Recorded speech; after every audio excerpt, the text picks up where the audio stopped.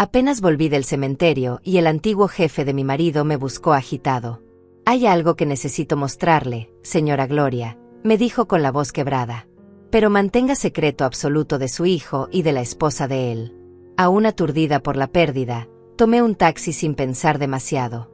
Al entrar en su oficina, sentí mi corazón dispararse al notar quién estaba observando desde el balcón. Una mujer joven, tal vez de 30 años, con una criatura en brazos.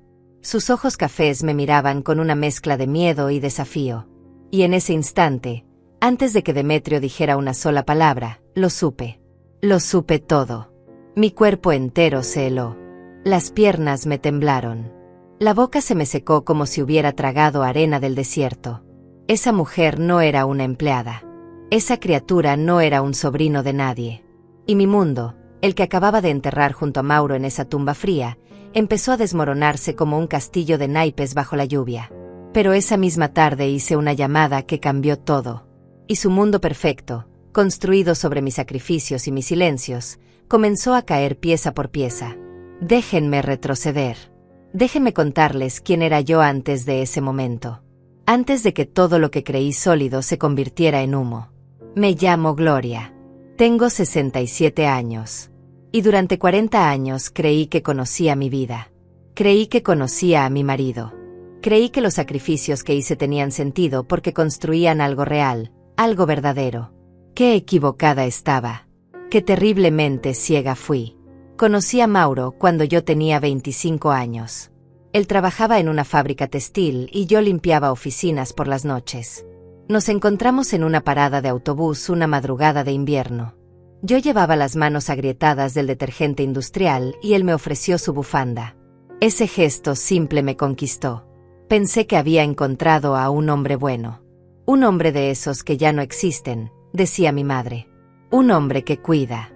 Nos casamos 6 meses después en una ceremonia pequeña. Yo usé un vestido color marfil que me prestó mi prima Eugenia. Mauro llevaba un traje gris que le quedaba un poco grande. No teníamos nada, pero teníamos sueños. O al menos eso creía yo. Benito nació un año después. Mi hijo. Mi único hijo. Lo parí en un hospital público después de 18 horas de labor. Mauro no pudo estar presente porque tenía turno doble en la fábrica. Pero cuando llegó al día siguiente, con un ramo de flores silvestres que arrancó del parque, me besó la frente y me dijo que yo era la mujer más valiente del mundo. Recuerdo ese momento con tanta claridad. Recuerdo su olor a tabaco y a sudor honesto. Recuerdo cómo sostuvo a Benito con manos temblorosas, como si fuera de cristal. Y recuerdo haber pensado, esto es la felicidad. Esto es todo lo que necesito. Qué ingenua fui. Qué dolorosamente ingenua. Durante los primeros años de Benito, trabajé desde casa cosiendo ropa para una tienda del barrio. Ganaba poco, pero cada peso contaba. Mauro seguía en la fábrica, y aunque el dinero nunca alcanzaba, nos las arreglábamos. Comíamos frijoles y arroz la mayoría de los días.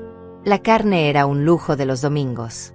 Pero Benito siempre tuvo zapatos nuevos para la escuela.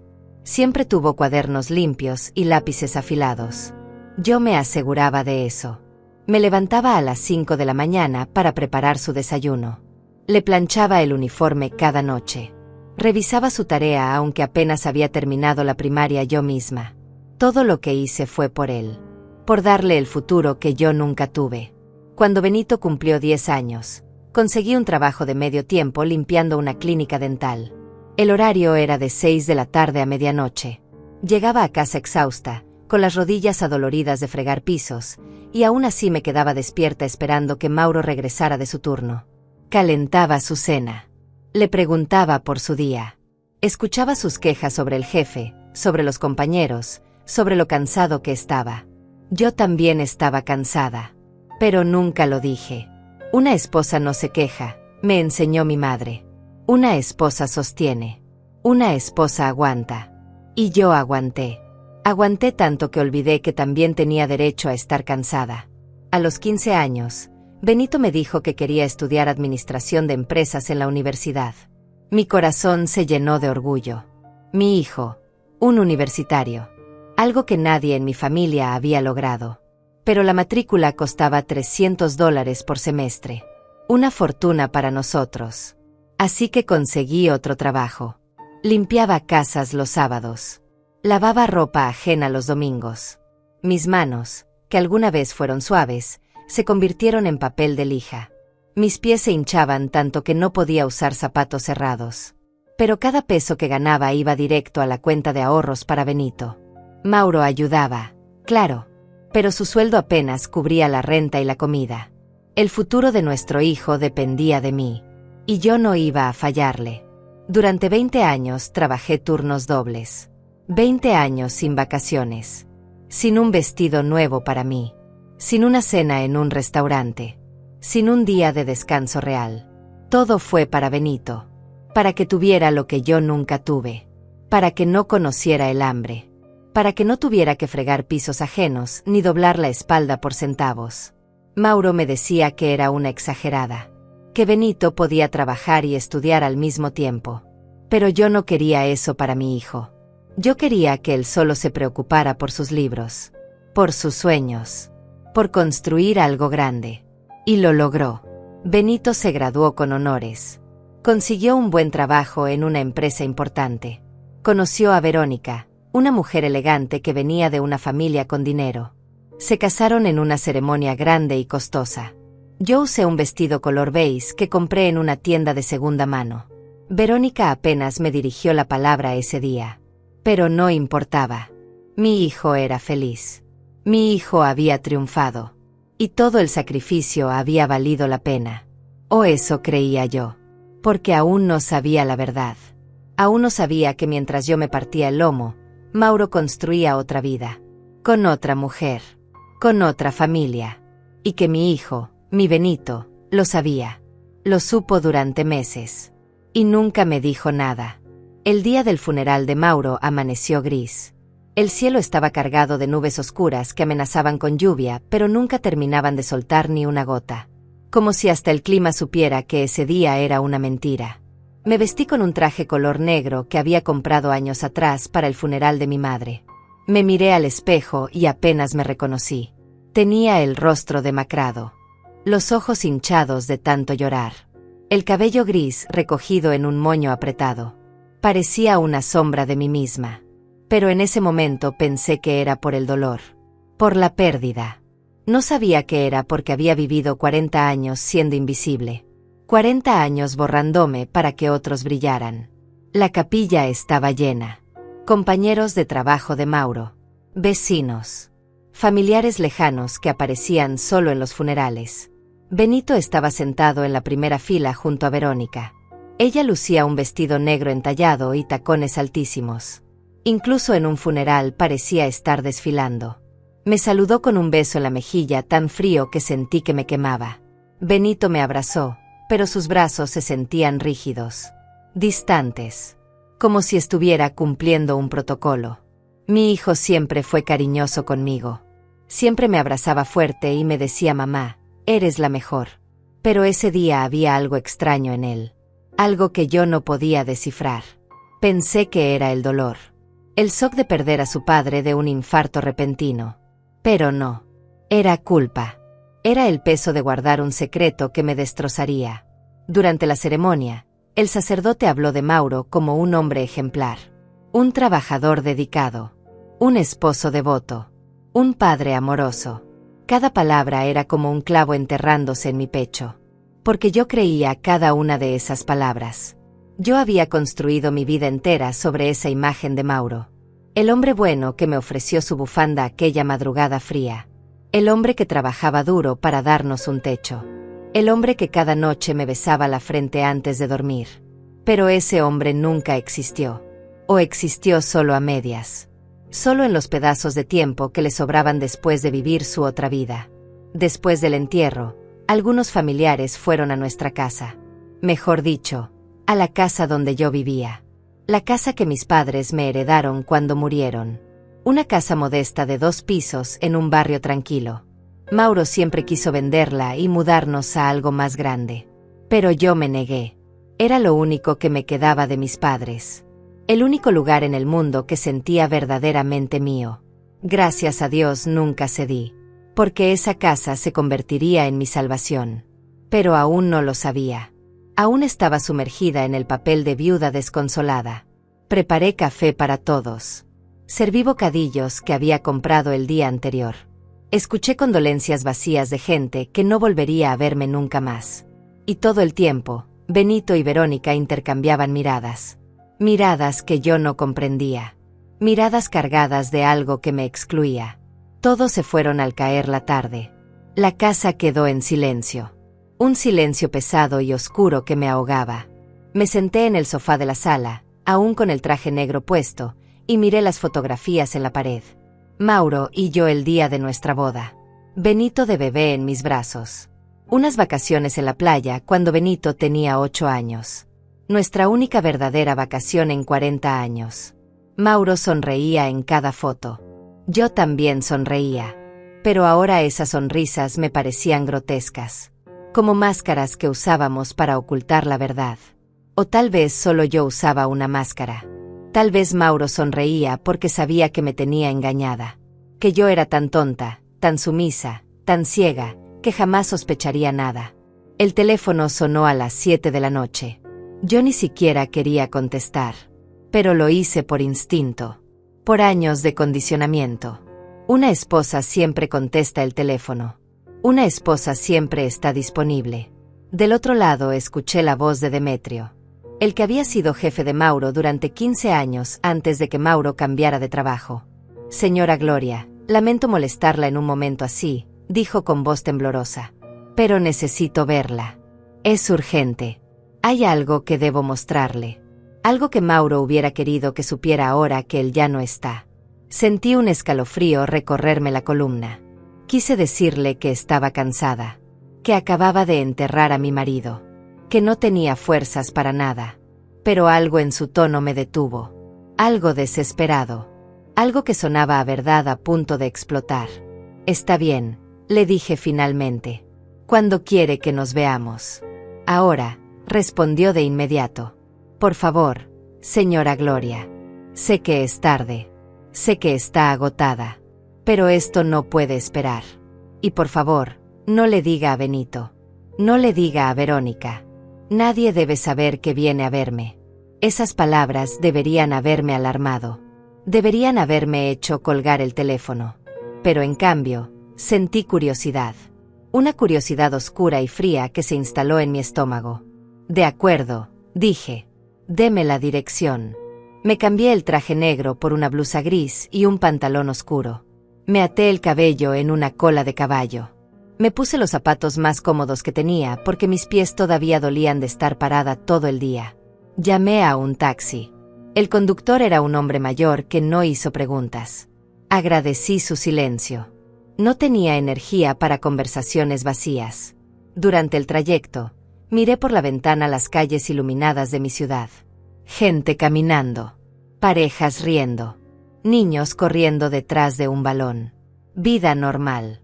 Vida que continuaba mientras la mía se había detenido. O eso creía. Porque en realidad, mi vida estaba a punto de comenzar. Pero primero tenía que morir la mujer que fui durante 40 años. Tenía que enterrarla junto a todas las ilusiones que cargué como cruces en la espalda. La oficina de Demetrio estaba en un edificio viejo del centro.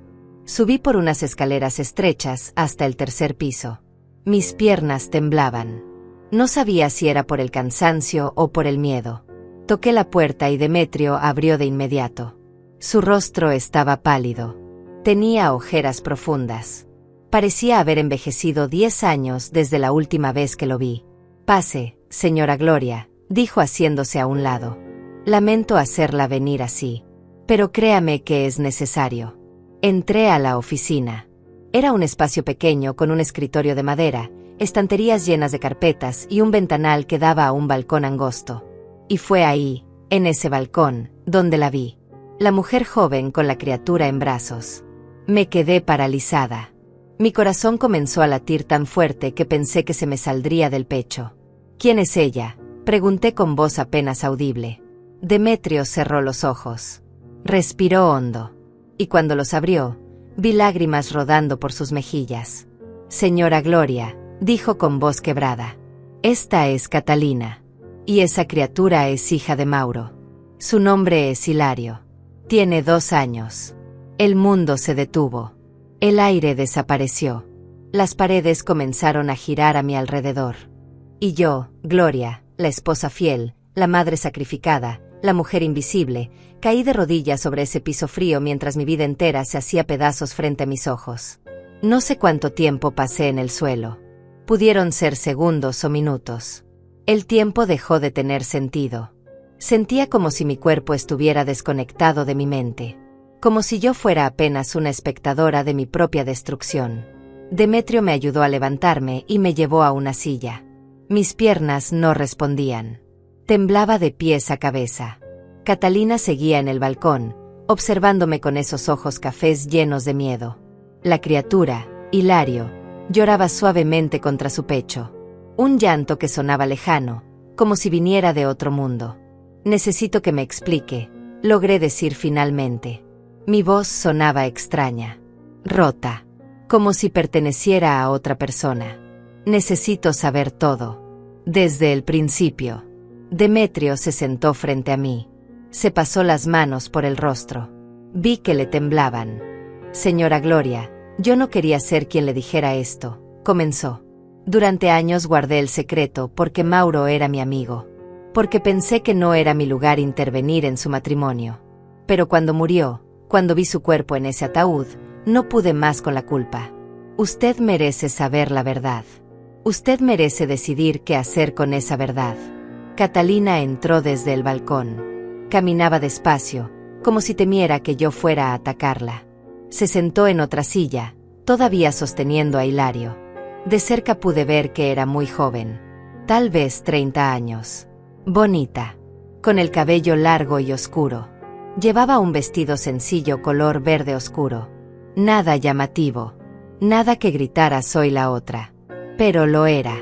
Era la otra. La mujer que destrozó mi vida sin que yo siquiera lo supiera. Lo conocí hace 5 años, dijo Catalina con voz suave. Yo trabajaba en una cafetería cerca de su oficina. Él iba todos los días a comprar café. Empezamos a conversar. Me dijo que era viudo. Que su esposa había muerto de cáncer hacía 3 años. Que vivía solo con su hijo adulto. Que estaba tratando de reconstruir su vida. Yo le creí. Cada palabra que salía de su boca la sentí como una bofetada. Mauro me había borrado. Me había matado en su historia. Me había convertido en un fantasma para poder seducir a otra mujer. Y yo, la verdadera esposa, la que lavó su ropa durante 40 años, la que cocinó sus comidas, la que crió a su hijo, la que sacrificó todo, simplemente no existía en su narrativa. Continuamos viéndonos, siguió Catalina. Al principio solo café, luego almuerzos, después cenas. Él era encantador, atento, me hacía sentir especial, me llevaba flores, me escribía mensajes dulces. Yo estaba sola. Mi familia vive en otro estado. No tengo muchos amigos aquí. Y él llenó ese vacío. Me enamoré. Cada palabra era un cuchillo. Porque esas cosas que Mauro hacía con ella, nunca las hizo conmigo. A mí nunca me llevó flores después de los primeros meses de noviazgo. Nunca me escribió mensajes dulces. Nunca me hizo sentir especial. Yo era la esposa. La que estaba ahí siempre. La segura. La que no necesitaba cortejo porque ya estaba atrapada. Pero a ella sí la cortejó. A ella sí la conquistó. Porque ella representaba lo que yo ya no era. Juventud. Novedad. Escape. Empezamos una relación formal hace 3 años, continuó Catalina. Él me visitaba 2 o 3 veces por semana. Siempre tenía excusas. Trabajo extra. Reuniones nocturnas. Viajes de negocios. Yo nunca sospeché. Nunca investigué. Confiaba en él completamente. Me mudé a un apartamento que él me ayudó a pagar. Dijo que quería que estuviera cómoda. Que merecía algo mejor que la habitación pequeña donde vivía. Yo pensé que era amor. Pensé que estaba cuidándome. Ahora sé que solo me estaba manteniendo escondida. Lejos de su vida real. Lejos de mí. Me quedé embarazada hace 2 años y medio, dijo Catalina bajando la mirada. Cuando le dije a Mauro, pensé que se enojaría. que desaparecería como hacen muchos hombres. Pero no. Se puso feliz. Lloró de alegría. Me abrazó y me dijo que siempre había querido otro hijo. Que Benito ya estaba grande y él extrañaba tener un bebé en casa. Otra puñalada. Porque Mauro nunca expresó ese deseo conmigo. Nunca dijo que quería más hijos. De hecho, después de Benito, él fue quien sugirió que no tuviéramos más. Que con uno era suficiente. Que no podíamos darnos el lujo de más bocas que alimentar. Pero con ella sí quería. Con ella sí podía. Porque esa era su vida de fantasía. La vida donde él no era el hombre agotado de la fábrica, sino el hombre exitoso que podía mantener a una mujer joven y empezar de nuevo. Hilario nació hace 2 años, dijo Catalina besando la cabeza de la criatura. Mauro estuvo presente en el parto. Lo registró con su apellido.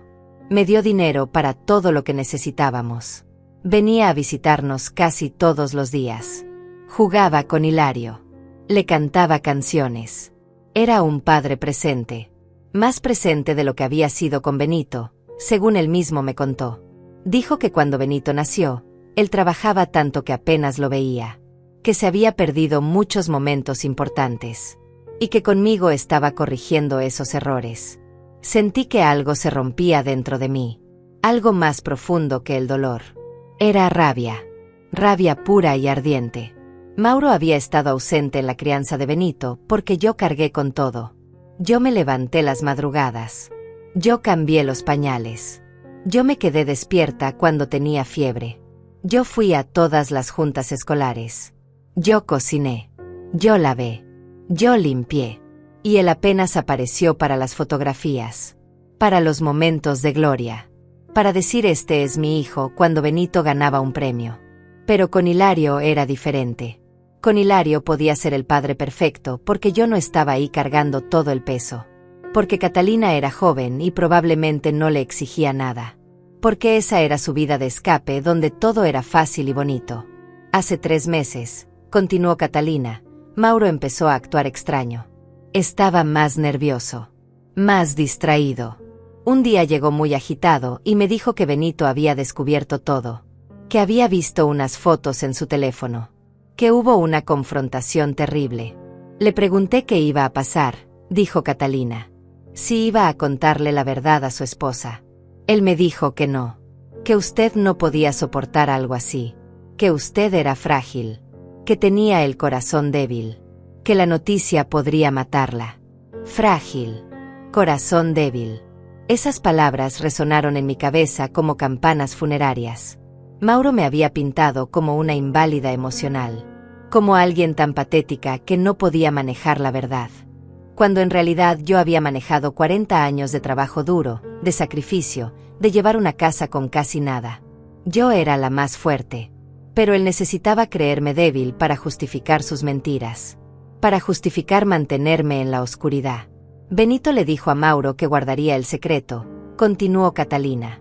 Pero que él también se beneficiaría. Que cuando Mauro muriera, la herencia se dividiría de cierta manera.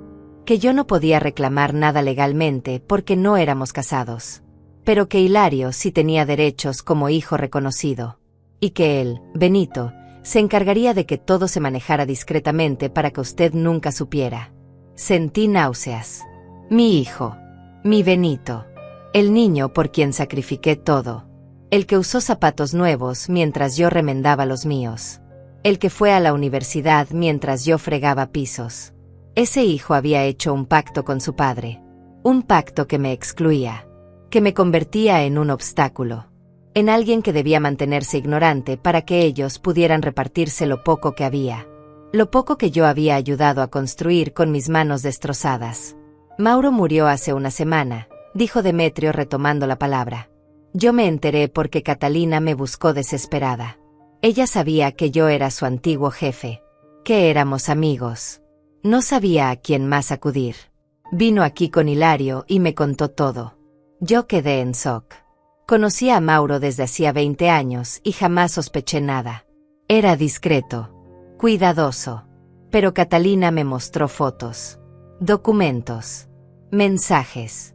Todo era real. Y entonces decidí que usted tenía que saberlo. Porque Benito y Verónica están planeando dejarla fuera de todo. Miré a Demetrio, luego a Catalina, luego a Hilario, que ahora dormía en los brazos de su madre. Una criatura inocente. Un niño que no pidió nacer en medio de esta mentira. Y yo, Gloria, sentada en esa oficina fría, con mi vestido gris y mis zapatos gastados, con mis 67 años de sacrificios inútiles, comprendí algo. Comprendí que había pasado 40 años siendo invisible, siendo conveniente, siendo la mujer que se queda callada, la que aguanta, la que perdona, la que se sacrifica. Pero esa mujer acababa de morir, y en su lugar nacía alguien nuevo, alguien que ya no tenía nada que perder, alguien que finalmente iba a pelear por sí misma. Me puse de pie, mis piernas ya no temblaban. Gracias por decirme la verdad, dije con voz firme. Ahora necesito que me ayuden con algo más. Necesito saber exactamente qué están planeando Benito y Verónica. Porque si quieren guerra, la tendrán. Pero esta vez, yo decido las reglas. Demetrio y Catalina intercambiaron miradas. Podía ver que no esperaban esta reacción de mi parte.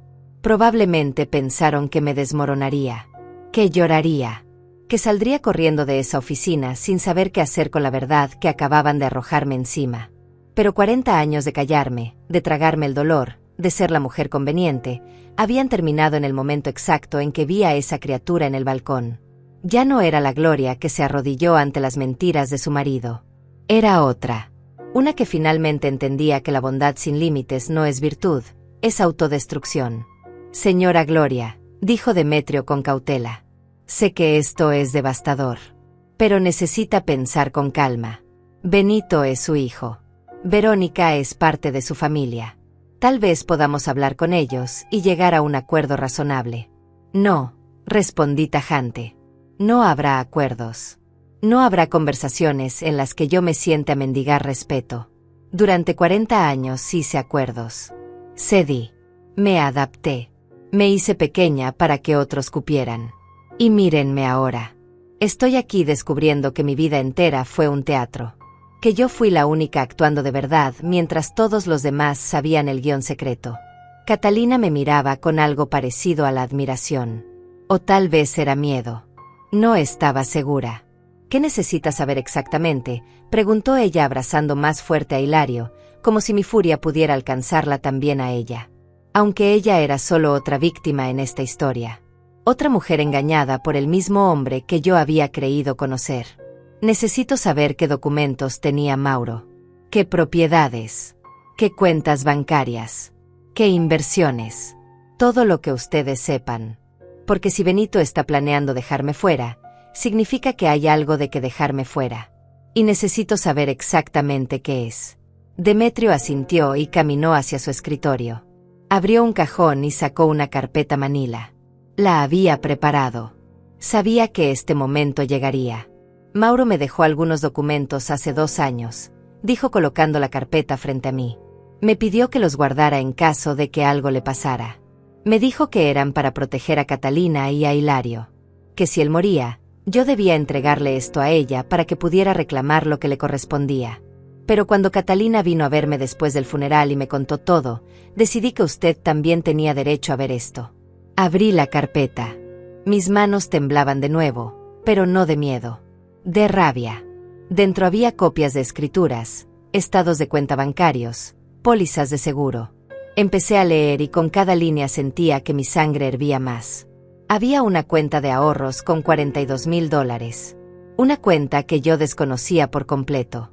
Había una póliza de seguro de vida por $100,000 donde Benito aparecía como beneficiario único. Había documentos de una pequeña propiedad en las afueras de la ciudad. Un terreno que Mauro compró hace 5 años y que estaba a nombre de él y de Benito, como copropietarios. Todo ese dinero. Todas esas propiedades. Construidas mientras yo limpiaba casas ajenas. Mientras mis manos se agrietaban del detergente. Mientras me saltaba comidas para que alcanzara el presupuesto. ¿De dónde sacó Mauro todo este dinero?, pregunté con voz temblorosa. Su sueldo nunca fue alto. Nosotros siempre vivíamos justos. O eso me decía él. Demetrio suspiró pesadamente.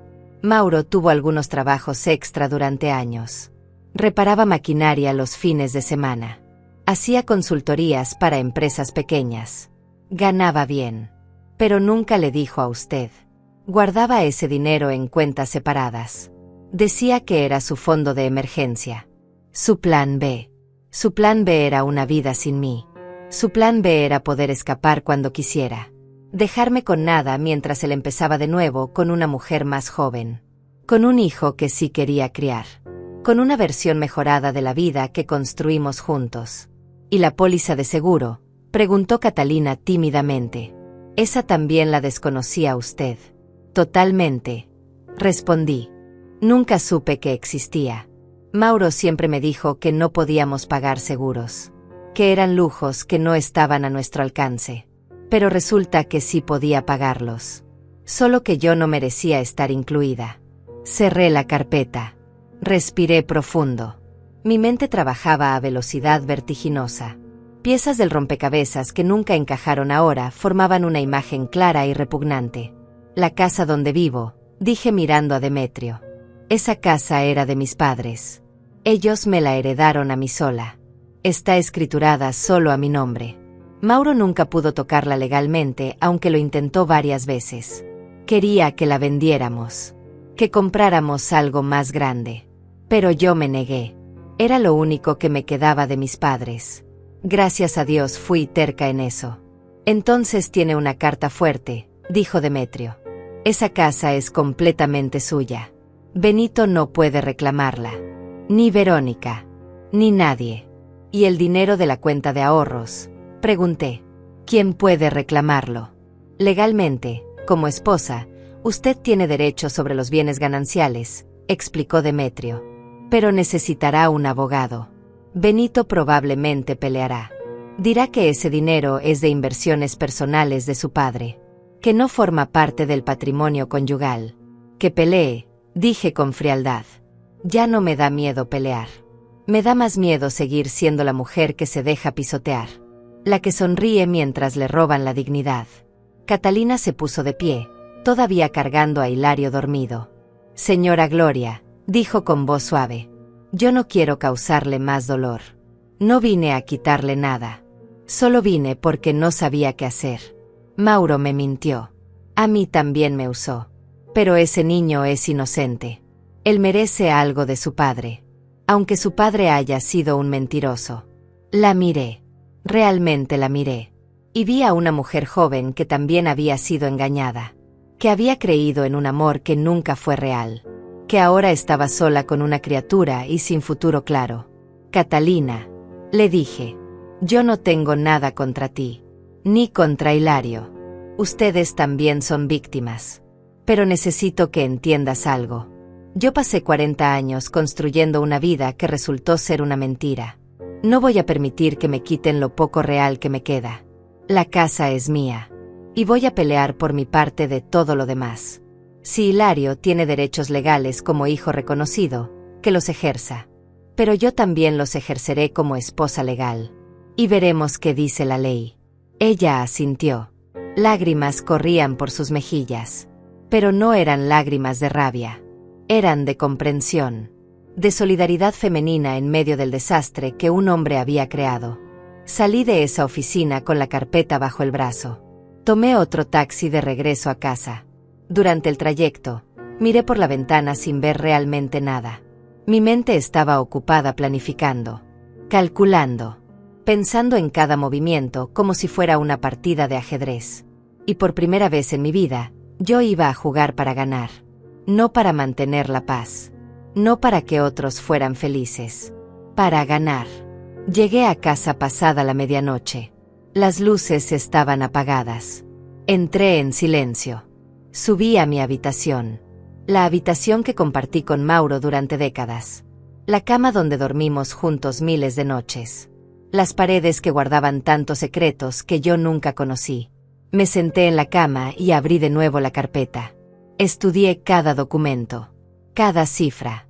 Cada nombre. Y entonces vi algo que se me había escapado la primera vez. En uno de los estados de cuenta, había transferencias mensuales. $1,200 cada mes. dirigidos a la misma cuenta. La cuenta de Catalina. Mauro le daba $1,200 mensuales, mientras a mí me decía que no alcanzaba el dinero, que teníamos que apretarnos el cinturón, que no podíamos darnos ningún lujo. Sentí que algo en mi pecho se endurecía, como si mi corazón se convirtiera en piedra. Ya no había espacio para lágrimas, solo para estrategia, solo para justicia. Al día siguiente era el velorio de 9 días. La tradición mandaba que la familia se reuniera de nuevo para rezar por el alma del difunto. Benito me había llamado temprano para confirmar que se haría en mi casa, que Verónica traería comida, que vendrían algunos tíos y primos. Perfecto, le dije por teléfono con voz calmada. Aquí los espero. Y aprovecharemos para hablar de algunas cosas importantes. De la herencia, de los papeles de tu padre, de todo lo que necesitamos resolver. Hubo un silencio del otro lado. Un silencio incómodo. Mamá, dijo finalmente Benito. No es necesario hablar de eso ahora. Todavía estamos de luto. Ya habrá tiempo para lo legal. No, Benito, respondí con firmeza. Hablaremos hoy. Porque hay cosas que descubrí. Cosas que tú ya sabías. Y es momento de poner todas las cartas sobre la mesa. Colgué antes de que pudiera responder. Me vestí con ropa cómoda. Un pantalón gris y una blusa blanca. Me recogí el cabello. Me miré al espejo. La mujer que me devolvió la mirada ya no era la misma del día del funeral. Tenía los ojos más duros, la mandíbula más firme, los hombros más rectos. Era una guerrera preparándose para la batalla. Y esta vez, yo no iba a perder. La gente comenzó a llegar alrededor de las 6 de la tarde. Tíos lejanos, primos que no veía hacía años, vecinos curiosos que venían más por el chisme que por la fe, todos con caras compungidas, todos con frases hechas sobre lo buen hombre que era Mauro, sobre cuánto lo iban a extrañar. Yo asentía, sonreía, ofrecía café, jugaba mi papel de viuda perfecta una última vez. Benito llegó con Verónica a las 7 en punto. Ella traía bandejas de comida que probablemente costaron más de lo que yo gastaba en el mercado en un mes. Emparedados elegantes, quesos importados, vino caro, todo para impresionar, para mostrar que ellos estaban en otro nivel, un nivel al que yo nunca pertenecí. Mamá, dijo Benito besándome la mejilla, ¿cómo estás? ¿Dormiste algo anoche?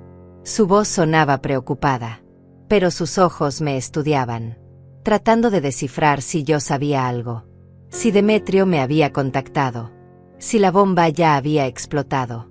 Dormí perfectamente, respondí con calma. De hecho, dormí mejor que en mucho tiempo. Tengo la conciencia tranquila. Tú deberías intentarlo alguna vez.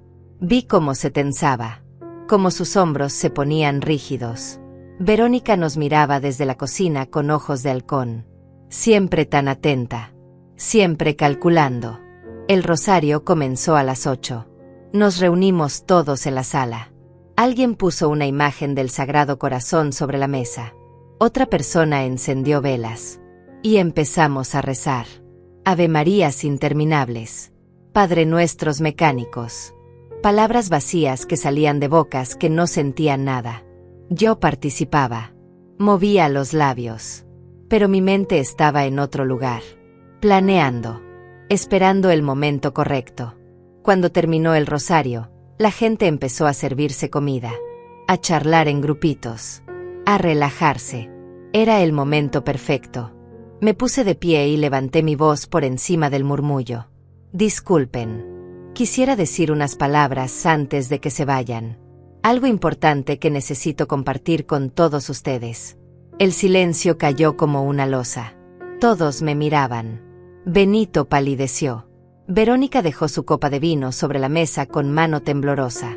Como saben, perdí a mi esposo hace una semana. Comencé. Mauro fue mi compañero durante 40 años. El padre de mi hijo. El hombre con quien compartí esta casa. Esta vida. Pensé que lo conocía. Pensé que habíamos construido algo real juntos. Pero resulta que estaba equivocada. Escuché murmullos. Miradas confundidas intercambiándose entre los presentes. Ayer recibí información que cambió todo, continué. Información sobre otra vida que Mauro llevaba. Una vida que incluía otra mujer, otro hijo, otro hogar. Una vida financiada con dinero que yo creía que no teníamos. Mientras yo trabajaba doble turno. Mientras fregaba pisos. Mientras me saltaba comidas para que alcanzara el presupuesto. Los murmullos se convirtieron en exclamaciones ahogadas. Verónica intentó interrumpir. Gloria, esto no es el momento ni el lugar para...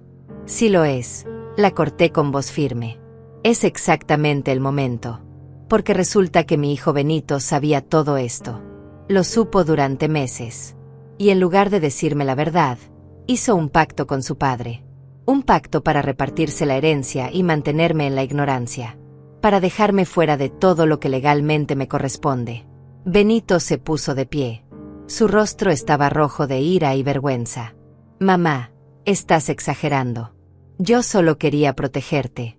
No quería que sufrieras. Protegerme, repetí con una risa amarga. Me protegiste tanto que planeaste robarme. Que decidiste junto con tu padre que yo era tan tonta, tan débil, tan insignificante, que no merecía ni siquiera la verdad. Yo no planeé robarte nada, gritó Benito. La herencia es mía por derecho. Yo soy el hijo. El único que tiene que importar. ¿Así? Pregunté sacando la carpeta que había escondido detrás del sofá. Entonces explícame esto. Explícale a todos los presentes por qué tu padre tenía una cuenta con $42,000 que yo desconocía. ¿Por qué compraron juntos un terreno sin decirme? ¿Por qué hay una póliza de seguro donde yo, la esposa legal, no aparezco como beneficiaria? Arrojé los documentos sobre la mesa de centro. Las hojas se esparcieron como naipes. Todos se acercaron para ver, para leer, para confirmar que yo no estaba inventando nada. El silencio era ensordecedor, pesado, lleno de juicio. Y eso no es todo, continué. Mauro tenía otro hijo, un niño de 2 años. Reconocido legalmente, con su apellido. Ese niño también tiene derecho sobre la herencia. Algo que tú sabías, Benito, y ocultaste. No para protegerme a mí, sino para proteger tu billetera. Benito estaba temblando. Verónica se había alejado de él, como si su vergüenza fuera contagiosa. Esto es ridículo, intentó defenderse. Esa mujer es una oportunista. Ese niño probablemente ni siquiera es de mi padre. Y tú vas a creerle a un extraño antes que a tu propio hijo. Ya hablé con ella, dije tranquila. Vi al niño. Vi los documentos. Vi las pruebas. ¿Y sabes qué descubrí, Benito? Descubrí que ella también fue engañada. Que tu padre le mintió igual que me mintió a mí. Le dijo que yo había muerto.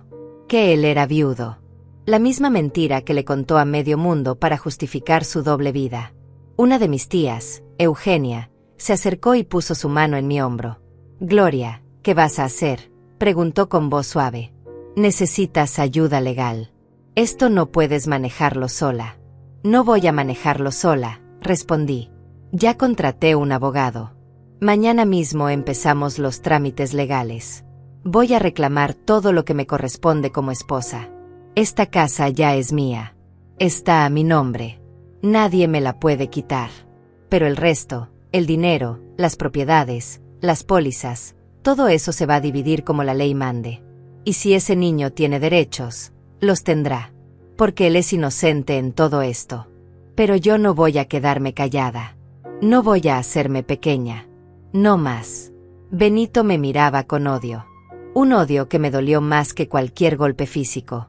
Porque era mi hijo. El niño que parí. Al que dediqué mi vida entera. Eres una egoísta, escupió. Papá murió hace una semana y ya estás peleando por dinero. No tienes corazón. Corazón. Repetí. Yo trabajé 40 años para darles vida a ti y a tu padre. Me desgasté hasta los huesos. Y ustedes me pagaron con mentiras. Con traición. Con planes para dejarme en la calle. Así que no me hables de corazón, Benito. Porque el único corazón roto aquí es el mío. Verónica tomó a Benito del brazo. Vámonos, le dijo. No vamos a quedarnos a escuchar esto. Váyanse, dije con voz helada. Pero antes de irse, quiero que sepan algo. Esta casa es mía. Y mientras yo viva, nadie más va a poner un pie aquí. Especialmente no ustedes dos. Así que llévense sus cosas, sus planes, sus mentiras. Y no vuelvan. Benito y Verónica salieron como huracanes. Azotaron la puerta con tanta fuerza que las paredes temblaron. Varios familiares lo siguieron, incómodos, sin saber qué decir. Pero algunos se quedaron. Eugenia. Un par de primos. Gente que realmente me quería. Hiciste lo correcto, me dijo Eugenia abrazándome. No dejes que nadie te haga sentir culpable. Tú mereces justicia. Esa noche, después de que todos se fueron, me quedé sola en la sala. Apagué las velas. Guardé la imagen del Sagrado Corazón. Recogí los documentos esparcidos. Y por primera vez en semanas, sonreí. Una sonrisa pequeña, amarga, pero real. Porque había dado el primer paso. Había dejado de ser invisible. Había reclamado mi voz. Y aunque el camino sería largo y doloroso, ya no tenía miedo. Tenía algo mucho más poderoso. Tenía dignidad.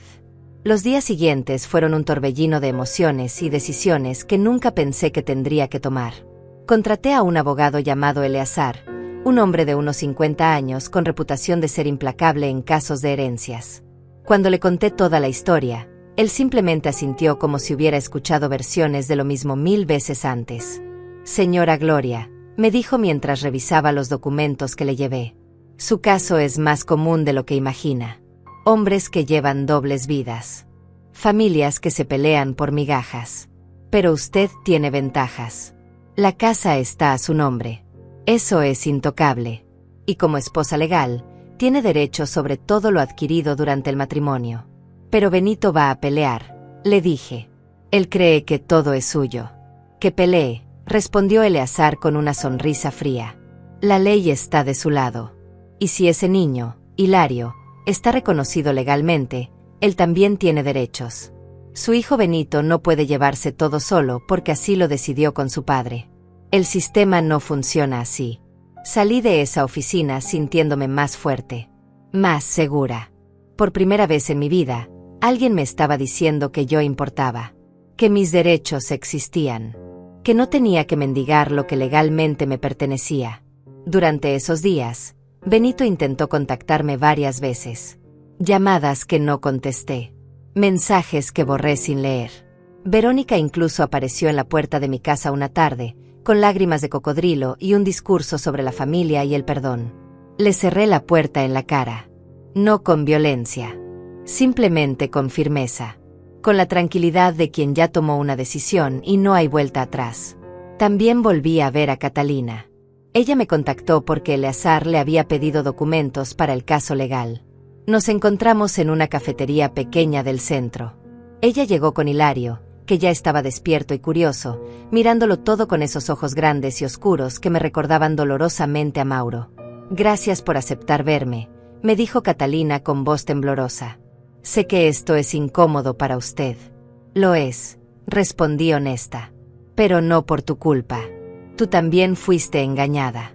Los dos fuimos piezas en el mismo juego donde el único que conocía las reglas era Mauro. Hilario extendió sus manitas hacia mí. Un gesto inocente de niño que no conoce rencores ni traiciones. Lo miré y sentí algo extraño. No era amor. Tampoco era odio. Era algo intermedio. Reconocimiento quizás. Este niño era hermano de Benito. Llevaba la misma sangre. Y aunque su existencia era prueba de la peor traición, él no tenía culpa. Catalina, le dije mirándola directamente. Yo no voy a pelear contra Hilario. Él tiene derechos y yo no se los voy a quitar. Pero tampoco voy a renunciar a lo mío. Vamos a hacer esto legalmente. Cada quien recibirá lo que le corresponda. Sin favoritismos. Sin injusticias. Ella asintió con lágrimas rodando por sus mejillas. Es todo lo que pido, dijo. Solo quiero que mi hijo tenga algo de su padre. Aunque ese padre haya sido un mentiroso. Pasaron 3 semanas. El abogado avanzaba rápido. Benito contrató su propio abogado, por supuesto, y comenzó la batalla legal. Audiencias, papeles, declaraciones. Todo lo que yo había querido evitar durante años porque siempre pensé que la familia debía resolverlo todo en privado. Pero ya no, porque esta familia nunca fue lo que yo creí. Era una fachada sostenida por mi silencio. Durante ese tiempo, empecé a notar cambios en mí. Cambios que al principio me asustaron, pero luego me liberaron. Dejé de cocinar para fantasmas. Dejé de limpiar habitaciones que nadie usaba. Dejé de mantener todo perfecto para gente que nunca valoró mis esfuerzos. Una tarde, vacié el closet de Mauro. Saqué toda su ropa, sus zapatos, sus relojes baratos, sus corbatas desgastadas. Lo puse todo en bolsas grandes y lo doné a un refugio. No sentí tristeza. Sentí alivio. Como si estuviera borrando un capítulo que nunca debió escribirse. También redescubrí cosas sobre mí misma que había olvidado. Antes de casarme, me gustaba pintar. Nada profesional. Solo acuarelas simples de flores y paisajes. Pero Mauro siempre decía que era un hobby inútil. Que perdía tiempo y dinero en materiales que no servían para nada. Así que dejé de hacerlo. Guardé mis pinceles. Olvidé que alguna vez tuve pasiones propias. Ahora, con la casa vacía y el tiempo siendo mío, volví a comprar acuarelas, papeles, pinceles nuevos. Y una tarde, me senté en el jardín trasero y pinté. Mis manos temblaban al principio. Torpes. Olvidadas. Pero poco a poco, el movimiento volvió. Los colores fluyeron. Y creé algo. Algo imperfecto. Algo que no tenía que gustarle a nadie más que a mí. Eugenia venía a visitarme seguido. Tomábamos té en el jardín. Ella me contaba de su vida, de sus nietos, de sus pequeñas alegrías. Y yo le contaba de mi proceso, de las audiencias legales, de cómo me sentía renaciendo a los 67 años. ¿Sabes qué es lo más loco de todo esto?, le dije una tarde. Durante 40 años viví para otros. Y ahora que finalmente vivo para mí, todos me llaman egoísta. Ella me tomó la mano y sonrió. Eso es porque la gente se acostumbra a tu sacrificio. Y cuando dejas de sacrificarte, sienten que les estás quitando algo. Pero no es así, Gloria. Solo estás tomando lo que siempre fue tuyo. Tu vida, tu tiempo, tu dignidad. La audiencia final llegó un jueves por la mañana. Yo llegué temprano al juzgado. Benito estaba ahí con Verónica. Nos miramos desde lados opuestos de la sala. Ya no había amor en esos ojos. Solo resentimiento, calculación, avaricia disfrazada de derecho. Catalina también estaba presente con Hilario. Ella se veía nerviosa. El niño dormía en sus brazos, ajeno a que su futuro se estaba decidiendo en esa sala fría y burocrática. El juez escuchó ambas partes. Revisó documentos. Hizo preguntas. Y finalmente dictó su resolución. La casa, al estar escriturada únicamente a nombre de la señora Gloria, permanece como su propiedad exclusiva. En cuanto a los bienes adquiridos durante el matrimonio, incluyendo la cuenta de ahorros y el terreno, se dividirán de la siguiente manera.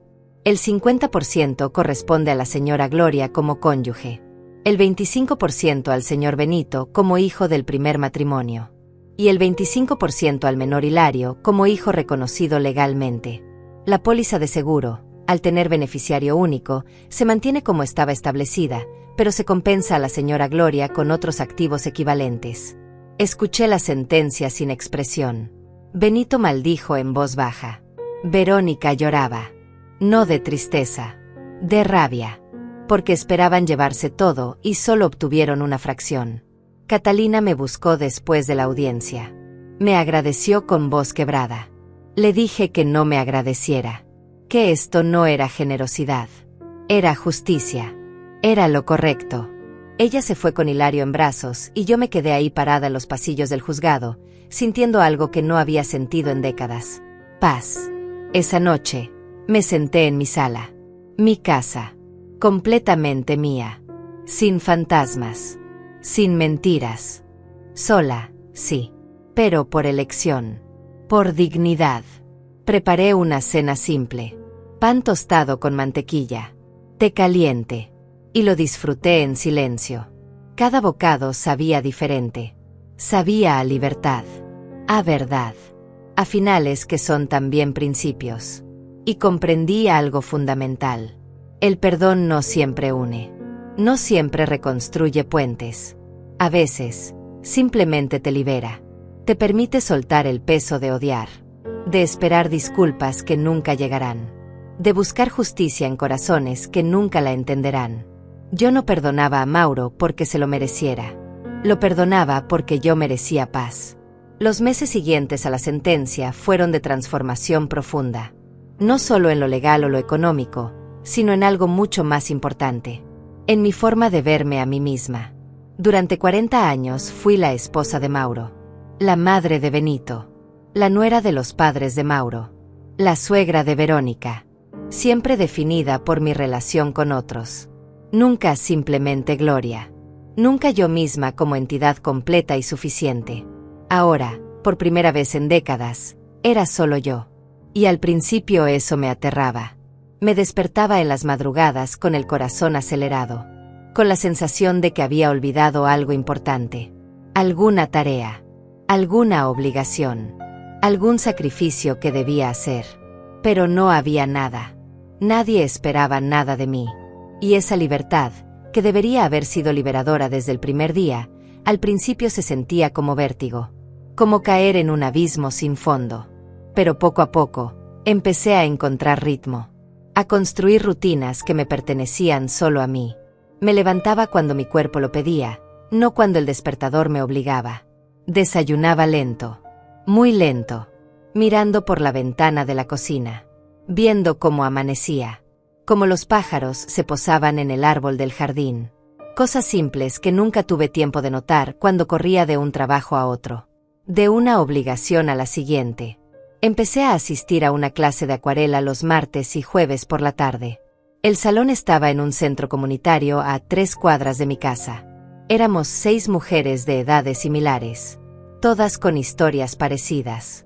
Viudas, divorciadas, mujeres que habían pasado décadas cuidando a otros y ahora finalmente se cuidaban a sí mismas. Ahí conocí a Rosalía, una mujer de 70 años con risa contagiosa y manos llenas de manchas de pintura. Ella había sido maestra de primaria durante 40 años. Se jubiló y su esposo murió 6 meses después.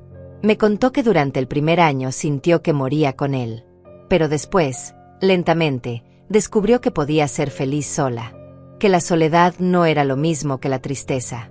La clave, me dijo una tarde mientras pintábamos girasoles, es dejar de esperar que alguien te complete.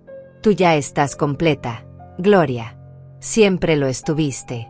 Solo que nadie te lo dijo. Ni siquiera tú misma. Sus palabras se quedaron conmigo. Resonaron en lugares profundos que yo ni siquiera sabía que existían. Porque tenía razón. Yo había pasado la vida entera sintiendo que me faltaba algo. Que necesitaba ser más. Hacer más. Dar más. Cuando en realidad, yo siempre fui suficiente. Los demás simplemente nunca lo vieron. O peor, lo vieron y se aprovecharon. Con el dinero de mi parte de la herencia, hice algunas mejoras en la casa. No grandes renovaciones. Solo cosas que yo siempre quise, pero Mauro consideraba innecesarias. Pinté las paredes de colores cálidos. Beige suave en la sala. Verde menta en la cocina. Compré cortinas nuevas. Ligeras. Que dejaban entrar la luz en lugar de bloquearla. Planté flores en el jardín. Rosas. Margaritas. Lavanda. Cosas que olían bien y se veían hermosas sin necesidad de justificación práctica. También compré muebles nuevos. No muchos. Solo los necesarios. Una butaca cómoda para leer junto a la ventana. Una mesa pequeña para pintar. Una cama nueva para mi habitación. Una cama que era solo mía. Donde nadie más había dormido. Donde no había recuerdos de noches compartidas con un hombre que me mentía mientras yo dormía a su lado confiada. Benito no me buscó durante meses. El silencio entre nosotros era denso. Doloroso. Pero necesario. Yo no estaba lista para perdonarlo. No porque fuera rencorosa, sino porque perdonar sin que haya reconocimiento del daño es solo otra forma de anularse. Y yo ya me había anulado suficiente. Verónica, sin embargo, intentó un acercamiento. Me llamó un día diciendo que quería hablar, que las cosas se habían salido de control, que la familia debía permanecer unida. Accedí a verla más por curiosidad que por ganas reales de reconciliación. Nos encontramos en una cafetería del centro. Ella llegó con su elegancia habitual. Vestido color gris perla. Tacones. Maquillaje impecable. Yo llevaba jeans y una blusa sencilla. Cabello recogido. Sin maquillaje. Y por primera vez, no me sentí menos que ella. Me sentí más auténtica. Gloria, comenzó con voz suave. Sé que las cosas están difíciles. Pero Benito es tu hijo. No puedes simplemente cortarlo de tu vida. Puedo y lo hice, respondí tomando mi café. Él eligió ponerse del lado de las mentiras. Eligió verme como un obstáculo en lugar de como su madre. Esas fueron sus decisiones. Ahora vive con las consecuencias. Pero él te ama, insistió Verónica. Solo estaba confundido. Mauro lo manipuló. Benito es un hombre adulto, dije firmemente. Tiene 39 años. No es un niño que puede esconderse detrás de la manipulación de su padre. Él tomó decisiones conscientes. Y yo también estoy tomando las mías. Verónica suspiró. Se quitó los lentes de sol y la vi realmente. Tenía ojeras. Arrugas de preocupación. El barniz de perfección estaba agrietado. La verdad es que necesitamos tu ayuda, dijo finalmente. Económicamente. La parte de la herencia que recibió Benito no fue suficiente. Teníamos deudas. Inversiones que salieron mal. Y ahora estamos contra la pared. Ahí estaba. La verdadera razón. No era amor familiar. No era preocupación. Era dinero. Siempre fue dinero. Me puse de pie. Dejé billetes sobre la mesa para pagar mi café. Verónica, le dije mirándola desde arriba. Durante 40 años yo viví contra la pared. Trabajé hasta destruir mi cuerpo. Me sacrifiqué hasta desaparecer. Y nadie vino a rescatarme. Nadie preguntó si yo necesitaba ayuda. Así que ahora que ustedes están donde yo estuve toda la vida, perdóname si no siento compasión. Aprendan a sobrevivir como yo lo hice. Con trabajo. Con dignidad. Con sus propias manos. Salí de esa cafetería con la cabeza en alto. Sin voltear atrás. Y sentí algo poderoso recorriéndome. Respeto propio. Esa cosa que siempre prediqué pero nunca practiqué. Esa cosa que le enseñé a Benito con palabras pero nunca con ejemplo. Porque me pasé la vida diciéndole que se valorara mientras yo me pisoteaba. Una tarde, mientras pintaba en el jardín, escuché el timbre. Abrí la puerta y ahí estaba Benito. Solo. Sin Verónica. Con el rostro demacrado. Con ojeras profundas. Con el aspecto de alguien que no duerme bien hace meses. Mamá, dijo con voz quebrada. Podemos hablar. Lo miré por largo rato. Buscando en sus ojos algo genuino. Algo que no fuera manipulación o necesidad. Y vi dolor. Vi culpa. Vi a mi hijo, no al hombre que conspiró contra mí. Pasa, le dije haciéndome a un lado. Nos sentamos en la sala. Esa sala que ahora tenía cortinas nuevas y paredes color beige. Esa sala que ya no guardaba fantasmas, sino posibilidades. No vine a pedirte dinero, comenzó Benito. Vine a pedirte perdón. Sé que no lo merezco. Sé que hice algo imperdonable. Pero necesito que sepas que me arrepiento. Que no pasa un día sin que piense en lo que te hice. En cómo traicioné todo lo que me enseñaste. Sus palabras sonaban sinceras. Pero yo había aprendido que las palabras son fáciles. Son las acciones las que cuentan. Benito, le dije con calma. Aprecio tu disculpa. Pero necesito tiempo. Necesito sanar. Y no puedo hacerlo si tú esperas que todo vuelva a ser como antes. Porque no será así. Yo cambié. Y la relación entre nosotros, si va a existir de nuevo, tiene que ser diferente. Basada en respeto. En verdad. No en mi sacrificio eterno. Él asintió. Lágrimas corrían por sus mejillas. Lo entiendo, dijo. Voy a esperar el tiempo que necesites. Solo quiero que sepas que te amo y que lamento haberte fallado. Se fue después de esa conversación, y yo me quedé sentada en mi sala, sintiendo algo extraño. No era perdón completo. Todavía no. Pero era apertura. Era la posibilidad de que algún día, tal vez, podríamos reconstruir algo. No lo que teníamos, sino algo nuevo. Algo más honesto. El primer año después de la muerte de Mauro fue el más difícil. No solo por el duelo de perder al hombre con quien compartí 4 décadas, sino por el duelo de perder la versión de mí misma que construí alrededor de ese matrimonio. La Gloria que se levantaba antes del amanecer, que trabajaba hasta el agotamiento, que se tragaba las quejas, que sonreía aunque por dentro se estuviera desmoronando. Esa Gloria tuvo que morir para que yo pudiera vivir. Y los duelos de identidad son los más silenciosos, pero también los más profundos. Hubo días malos. Días donde despertaba y la casa se sentía demasiado vacía. Demasiado silenciosa. Días donde la tentación de llamar a Benito y decirle que todo estaba bien, que lo perdonaba sin condiciones, era casi irresistible. Pero Rosalía me enseñó algo valioso en esos momentos. Me dijo que la soledad se siente insoportable solo cuando la confundes con el abandono. Pero cuando la eliges, cuando la abrazas como espacio para crecer, se convierte en compañía contigo misma. Y tenía razón. Poco a poco fui convirtiendo la soledad en algo nutritivo. En las mañanas tomaba mi café en el jardín.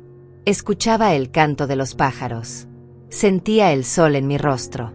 Cosas que antes hacía corriendo. Apurada. Ahora las hacía con presencia plena. Como si cada momento valiera la pena ser vivido en lugar de simplemente sobrevivido. Mi clase de acuarela se convirtió en el centro de mi nueva vida social. No solo pintábamos. También conversábamos. Compartíamos historias. Nos reíamos de las tonterías que hicimos por amor. De los años que perdimos siendo pequeñas para que otros se sintieran grandes. Y en esas conversaciones descubrí que mi historia no era única. Era universal. Cada mujer en ese salón tenía su propia versión de mi dolor. Su propia versión de mi despertar. Celia, otra compañera de clase, me contó que su esposo la dejó después de 30 años por una mujer más joven. Ella cayó en depresión. Pensó en terminar con todo. Pero un día, mientras limpiaba el closet, encontró un diario que escribió cuando tenía 20 años. Antes de casarse. Antes de convertirse en esposa y madre. Y leyó sobre sus sueños. Sobre quién quería ser. Y se dio cuenta de que todavía podía ser esa persona. Que no era demasiado tarde. Ahora Celia tiene un pequeño negocio de repostería. Vende pasteles desde su casa. No gana mucho, pero gana haciendo algo que ama. Y eso, me dijo, vale más que cualquier cheque que su exesposo le hubiera dado. Esas historias me inspiraban. Me recordaban que la vida no termina cuando un capítulo se cierra. Simplemente cambia de forma. Y a veces, los mejores capítulos son los que escribes cuando ya no tienes nada que perder. Benito comenzó a visitarme una vez al mes. Al principio las conversaciones eran tensas, incómodas, llenas de silencios pesados. Pero con el tiempo, empezamos a encontrar terreno común. Hablábamos de cosas superficiales, del clima, de las noticias, de recuerdos de su infancia que no estaban contaminados por la traición.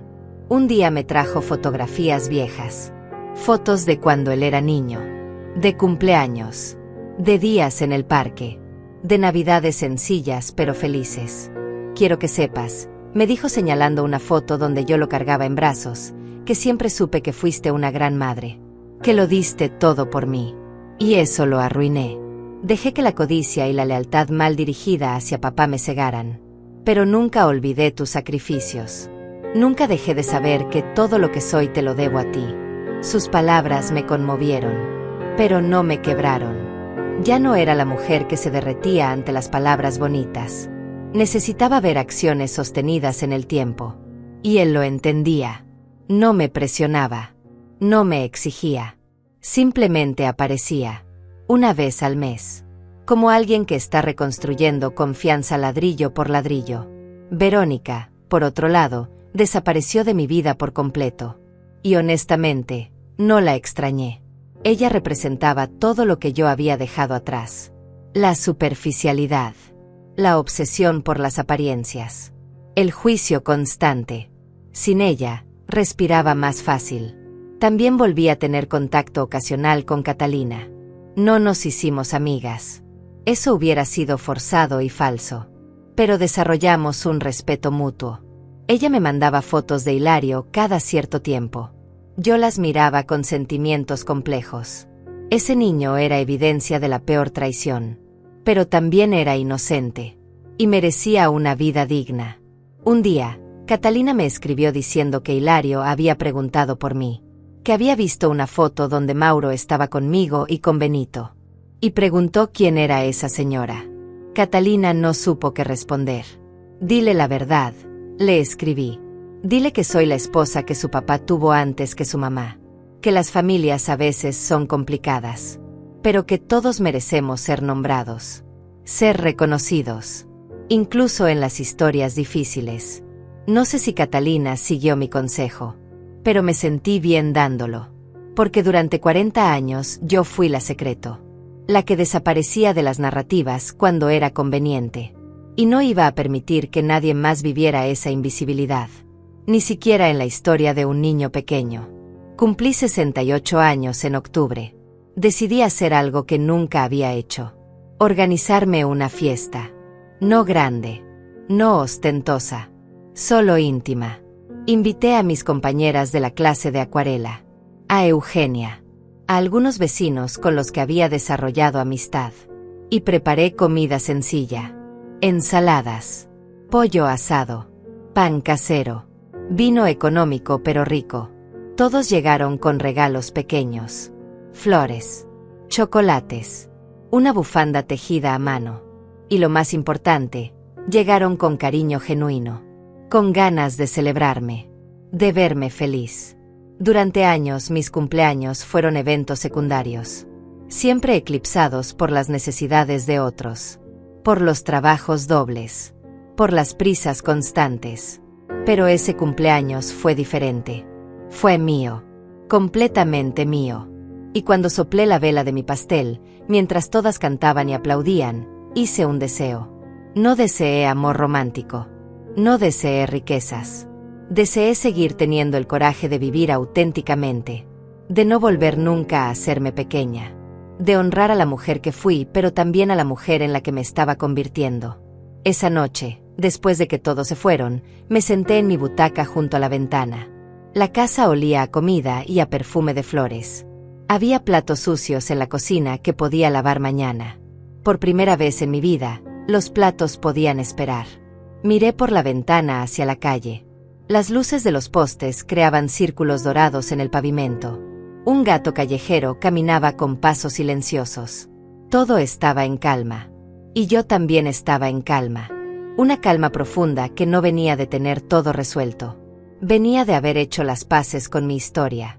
De haber elegido mi dignidad sobre la comodidad de otros. De haber aprendido que el amor propio no es egoísmo. Es supervivencia. Es justicia. Es la base sobre la que se construye cualquier otra forma de amor verdadero. Pensé en Mauro. Ya no con rabia. Ya no con dolor agudo.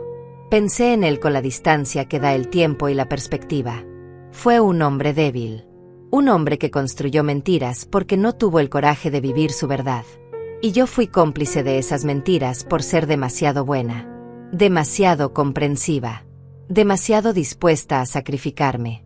Pero esos días terminaron. Y aunque el camino para llegar aquí fue doloroso, brutal incluso, no me arrepentía. Porque finalmente era libre. Libre de expectativas que me aplastaban. Libre de roles que me borraban. Libre de ser quien otros necesitaban que fuera. Ahora era simplemente Gloria. Y eso era suficiente. Más que suficiente. Era todo. Esa noche dormí profundamente. Sin pesadillas. Sin insomnio. Sin el peso de secretos que no eran míos, pero que cargaba de todas formas. Dormí como alguien que finalmente ha llegado a casa después de un viaje larguísimo. Y cuando desperté a la mañana siguiente, con el sol entrando por mi ventana y los pájaros cantando en el jardín, supe que había tomado la decisión correcta. La decisión de elegirme, de salvarme, de vivir. Han pasado 2 años desde el día del entierro de Mauro.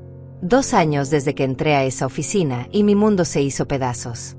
2 años desde que descubrí que la vida que creí vivir era solo una ilusión cuidadosamente construida. Y en estos 2 años, he aprendido más sobre mí misma que en los 40 anteriores. He aprendido que la verdad duele, que el perdón es complejo, que la dignidad no se negocia, y que nunca, nunca es demasiado tarde para empezar de nuevo. Mi relación con Benito se ha reconstruido lentamente, muy lentamente, como un jarrón roto que pegas con paciencia, pero que siempre mostrará las grietas. Ya no es el hijo que visita a su madre por obligación o por necesidad económica. Ahora viene porque genuinamente quiere estar presente, porque entendió, finalmente, que yo no soy un recurso del que se puede disponer. Soy una persona, con límites, con necesidades, con dignidad. Hace 6 meses se divorció de Verónica. No me sorprendió. Ese matrimonio estaba sostenido por apariencias y dinero. Cuando ambas cosas se desmoronaron, no quedó nada. Benito vino a contármelo una tarde lluviosa. Se sentó en mi sala, en el sofá nuevo color arena, y lloró. Lloró como no lo había visto llorar desde que era niño. Lo arruiné todo, mamá, me dijo entre sollozos. Mi matrimonio, mi relación contigo, mi integridad. Todo por seguir los pasos de un hombre que resultó ser un mentiroso. Por querer ser como papá cuando papá nunca fue quien yo creí. No lo consolé como hubiera hecho antes. No le dije que todo estaría bien. No minimicé su dolor con frases hechas. Simplemente me senté a su lado y dejé que llorara. Porque a veces lo que la gente necesita no es que les quites el dolor, sino que lo testifiques, que lo valides, que los acompañes en él sin tratar de arreglarlo. Cuando terminó de llorar, le serví té. Nos quedamos en silencio por largo rato. Y luego le dije algo que había estado guardando durante meses. Benito, tú no eres tu padre. Cometiste errores terribles. Me lastimaste profundamente. Pero tienes algo que él nunca tuvo. Tienes la capacidad de reconocer tus fallas, de sentir remordimiento genuino, de cambiar. No desperdicies esa capacidad. Úsala para construir algo mejor, para ser mejor. Él me miró con ojos rojos e hinchados. Y por primera vez en años, vi al niño que fue. Al niño que me abrazaba fuerte y me decía que yo era su heroína. Ese niño seguía ahí, enterrado bajo capas de decisiones equivocadas y lealtades mal dirigidas. Pero seguía ahí. Desde entonces, nuestra relación ha mejorado. No somos lo que éramos, pero somos algo nuevo, algo más honesto. Él me visita 2 veces al mes. A veces hablamos de cosas profundas. A veces solo compartimos una comida en silencio. Y ambas cosas están bien. Porque ya no hay presión. No hay expectativas imposibles. Solo 2 personas tratando de sanar juntas. Catalina y yo también encontramos una forma extraña de coexistir. No somos amigas. Probablemente nunca lo seremos. Pero hay un respeto mutuo. Una comprensión silenciosa de que ambas fuimos víctimas del mismo engaño. Hilario tiene 4 años ahora. Es un niño hermoso y vivaz. Con los ojos de Mauro, pero con la sonrisa de su madre. Hace unos meses, Catalina me invitó a su cumpleaños. Dudé mucho si ir. Pero finalmente acepté. Fue incómodo al principio. Estar en ese apartamento pequeño que Mauro ayudó a pagar. Ver juguetes de Hilario regados por el suelo. Pero luego el niño se acercó a mí con curiosidad. Me mostró un dibujo que había hecho. Un dibujo de una familia. Y me preguntó si yo también era parte de su familia. Sí, le dije arrodillándome para estar a su altura. De una forma complicada, sí lo soy. Él sonrió y me abrazó. Un abrazo inocente de niño que no conoce rencores. Y algo dentro de mí se ablandó. Porque Hilario no pidió nacer en esta situación. No pidió ser producto de una mentira. Y merecía amor. Merecía ser aceptado. Igual que todos nosotros. Mi vida ahora es simple pero rica. Me levanto cuando mi cuerpo lo pide. Desayuno mirando el jardín. Los martes y jueves voy a mi clase de acuarela. Los viernes visito a Eugenia y tomamos té en su terraza. Los domingos cocino algo especial solo para mí. Comida que me gusta, sin tener que preguntar si a alguien más le agrada. También empecé a dar clases de acuarela a niños en el centro comunitario. Una vez por semana. Son solo 2 horas, pero me llenan de alegría. Ver sus caritas concentradas. Sus manos pequeñas manchadas de pintura. Su creatividad sin límites. Me recuerda que el arte no es sobre perfección. Es sobre expresión. Sobre atreverse a poner color donde antes solo había blanco. Una de las niñas, una pequeña de 7 años llamada Sofía, me dijo hace poco que cuando crezca quiere ser como yo. Le pregunté por qué. Y ella respondió, porque usted sonríe aunque tenga arrugas. Y mi mamá dice que solo la gente que ha vivido mucho y aprendido a ser feliz sonríe así. Sus palabras me conmovieron profundamente. Porque tenía razón. Mis arrugas son mapas de todo lo que viví. De cada lágrima. De cada sacrificio. De cada momento donde quise rendirme, pero seguí adelante. Y ahora, finalmente, también son mapas de mi renacimiento. De mi liberación. De mi alegría reconstruida desde las cenizas. Ya no tengo miedo de envejecer. Ya no tengo miedo de estar sola. Ya no tengo miedo de lo que la gente piense de mí. Porque aprendí algo fundamental. La opinión que más importa es la que yo tengo sobre mí misma. Y por primera vez en 69 años, me miro al espejo y me gusta quien veo. No porque sea perfecta, sino porque soy auténtica. Porque soy valiente. Porque elegí mi dignidad sobre la comodidad de fingir que todo estaba bien. A veces pienso en qué hubiera pasado si Demetrio nunca me hubiera llamado. Si hubiera seguido viviendo en la ignorancia. Si nunca hubiera descubierto la verdad. Y me doy cuenta de algo. Hubiera sido más fácil. Menos doloroso. Pero no hubiera sido vida. Hubiera sido existencia. Hubiera sido seguir interpretando un papel en una obra donde yo era el único personaje que no conocía el guión. La verdad me destrozó. Pero también me liberó. Me obligó a enfrentarme a realidades que había estado evitando durante décadas. Me forzó a tomar decisiones que nunca pensé que tendría el coraje de tomar. Y al final, esas decisiones me salvaron. Me devolvieron a mí misma. Ahora, cuando me siento en mi butaca junto a la ventana, con una taza de té caliente entre mis manos y mis acuarelas descansando en la mesa al lado, siento algo que no sentía desde que tenía 25 años. Siento paz. Una paz que no depende de nadie más. Una paz que viene de saber quién soy. De aceptar mi historia completa. Los capítulos hermosos y los terribles. Las decisiones sabias y las equivocadas. Todo es parte de mí. Y todo me trajo hasta aquí. Aprendí que el perdón no siempre une. A veces simplemente te libera. Te permite soltar el peso del odio. De la amargura. De esperar que alguien cambie o reconozca el daño que causó. Perdoné a Mauro. No porque él se lo mereciera. Sino porque yo merecía paz. Perdoné a Benito. No porque lo que hizo estuviera bien. Sino porque aferrarme al resentimiento solo me lastimaba a mí. Pero perdonar no significa olvidar. No significa regresar a cómo eran las cosas. Significa aceptar que algo pasó. Que te lastimó. Y decidir que ese dolor ya no va a definir tu futuro. Significa elegir la libertad sobre la prisión del rencor. También aprendí que nunca es demasiado tarde para empezar de nuevo. Que puedes tener 67 años, 69, 75, y aún así reinventarte. Aún así descubrir pasiones. Aún así construir una vida que valga la pena vivir.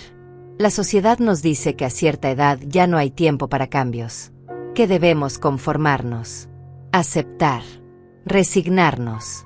Pero eso es mentira. El tiempo que te queda es el tiempo perfecto para vivir auténticamente. Esta noche, mientras escribo estas palabras en mi diario, mientras la luna llena ilumina mi jardín y las flores que planté con mis propias manos se mecen con la brisa, me siento agradecida. Agradecida por el dolor que me enseñó a valorarme. Por la traición que me mostró mi fuerza. Por la soledad que se convirtió en compañía conmigo misma. Por las grietas que dejaron entrar la luz.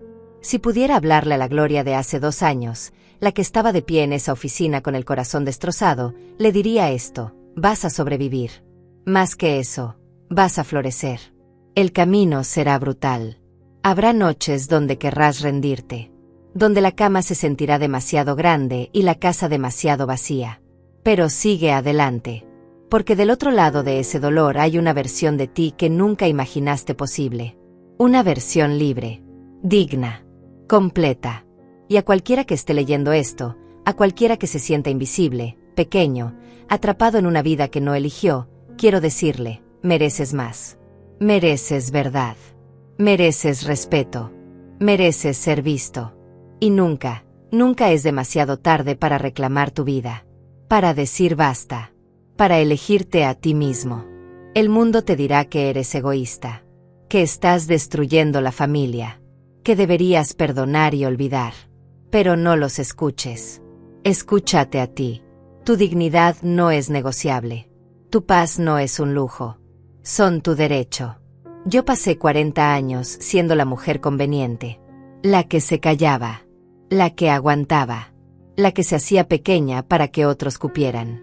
Y casi me pierdo en el proceso. Casi olvido que yo también importaba. Que mi vida también tenía valor. Pero desperté. Y ahora vivo. Realmente vivo. Y si yo pude a los 67 años, tú también puedes. Sea cual sea tu edad. Sea cual sea tu situación. Siempre puedes elegir la dignidad. Siempre puedes elegir la verdad. Siempre puedes elegirte a ti.